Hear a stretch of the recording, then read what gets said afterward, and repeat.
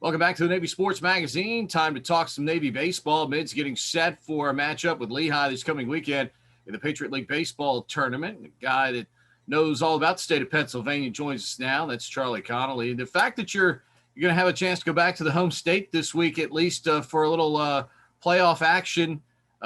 Any thoughts that folks maybe being able to, at least a couple folks being able to come out and see you as you guys take on Lehigh this coming weekend? Yeah, it'll be great to play up there.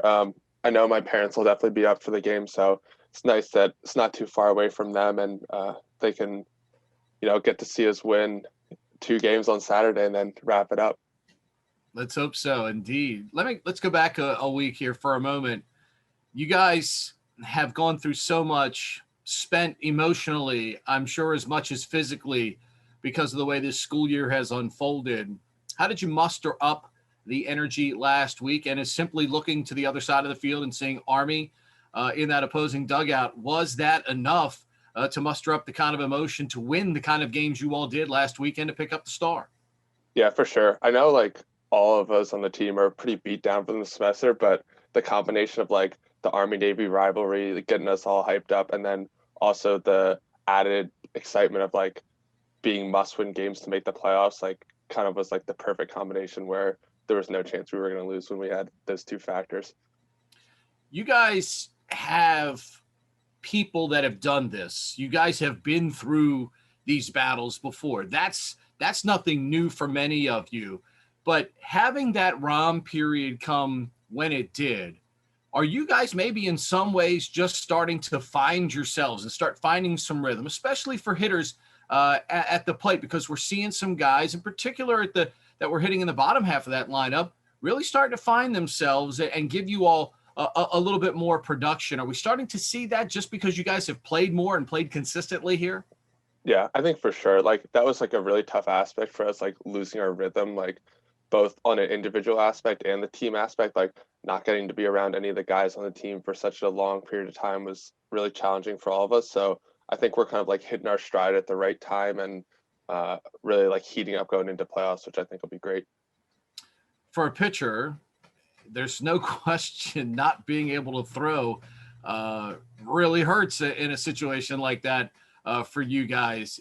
How long did it take, and maybe even have you all been able to find, those little detailed things in the pitching, feel of the ball?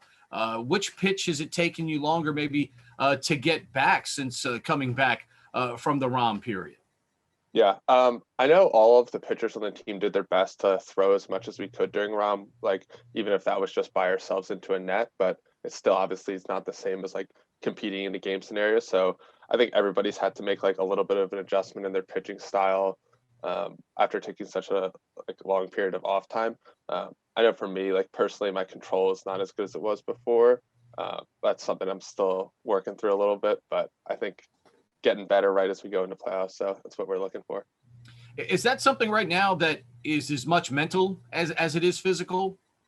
Yeah, I think so. I think it's I need to gain that confidence back that I had before. So it was especially really good to see the team perform in that way, because that gives me the confidence and everyone else around me to where I know I can just go out there and everyone else has my back. You've made a change mechanically that has always kind of interested me, and I'd like to ask you about it. The fact that we're seeing more pitchers now go from the stretch more often than not. There was an adage growing up in baseball. Obviously, I played it too and pitched, that if you pitch from the full windup, maybe you got a little extra mile an hour or 2 on your fastball and things of that nature. But what has been the reason for that, and why are we starting to see that in baseball become something a little bit more prevalent with starting pitchers? Yeah, I think I definitely would have a little bit more velocity if I went from the windup, but for me, it's just something that keeps my mechanics so much simpler, and it becomes a much easier movement to repeat. Just that my body's not moving around as much, and my feet are in one location, so it's just a lift and go rather than a 3-step movement. So that's been really key for me to unlock a little bit more of that consistency that I'm looking for.